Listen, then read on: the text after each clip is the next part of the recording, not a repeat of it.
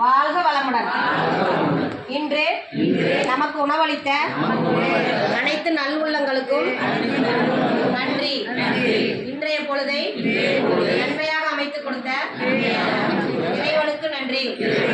நாளைய பொழுதும் நன்மையாக விடிய இறைவனை பிரார்த்திக்கிறோம்.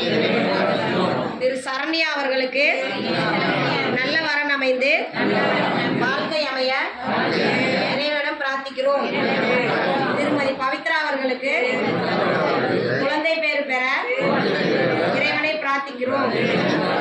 வாழ்க வளமுடன். வேலுண்டு வினையில்லை, மயிலுண்டு பயமில்லை, புகனுண்டு குறைவில்லை, கந்தனுண்டு கவலை இல்லை, வந்த வினையும் வருகின்ற வல்வினையும் கந்தன் என்று சொல்ல கலங்கிடுமே.